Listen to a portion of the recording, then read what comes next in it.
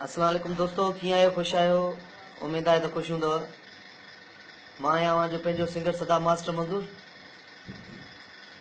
जीअं त तव्हांखे ख़बर आहे त कुझु ॾींहं पहिरियां असांजी भेण अदी समीना सिंधू जो क़तलु थियो जेको प्रोग्राम में, त इहा वॾी नाइंसाफ़ी थी वई आहे। हुन सां हुनखे अञा ताईं अहिड़ो कोई बि रिस्पॉन्स उन्हनि जे घर वारनि खे न मिलियो आहे। अहिड़ो उन कातिल खे बि अञा ताईं उहा सज़ा न ॾिनी वई आहे। असांजो गवर्नमेंट हुकूमत सां इहो मुतालबो आहे त असां फ़नकारनि सां इंसाफ़ कयो वञे, छो जो घर वारनि खे बुख ते रखी असां प्रोग्रामनि ते वञूं था।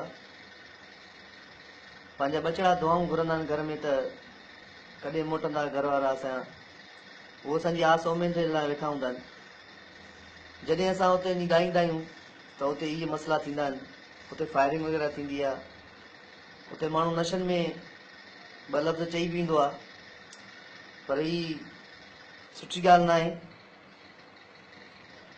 ही असांजी भेण समीना सिंधू सां ग़लति कयो वियो आहे, छो जो हू पेट सां हुई। जॾहिं हू नथी उथी सघे त हुनखे ज़िद न करे त छो थो उथियो, इहा ग़लति ॻाल्हि आहे। सॼी महफ़िल में हुनखे सरियाम गोलियूं हयूं आहिनि। असांजो गवर्नमेंट सां इहो मुतालबो आहे त कातिल खे सख़्त ते सख़्त सज़ा ॾियो ऐं समीना जे क़तल जो इंसाफ़ कयो वञे।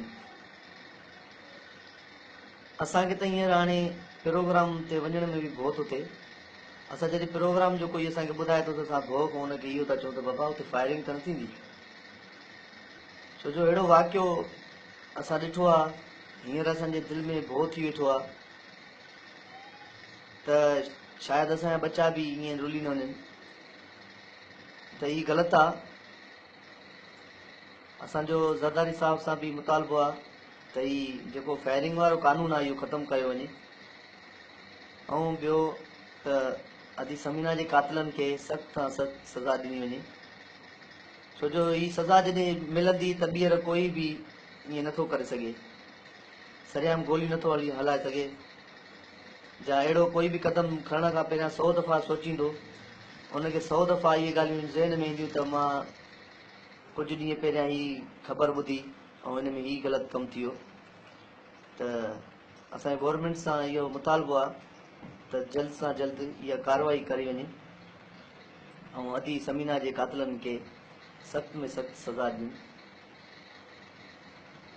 सॼी सिंधवासियुनि खे जंहिंखे जेके वीडियो पसंदि आयो आहे त उहो शेयर कनि ऐं अदी समीना जे लाइ मग़फ़िरत लाइ दुआऊं बि घुरनि ऐं हुनजे कातिलनि खे सज़ा जे लाइ मूं सां गॾु अहद कनि त अदी समीना जा कातिलनि खे सज़ा, जीअं हुनखे सरियाम गोलियूं हयूं आहिनि तीअं ई हुन कातिलनि खे बि अहिड़ी का सज़ा ॾिजे जेकी ॿीहर कंहिं बि गुलूकार जे मथां तशद न थी सघे।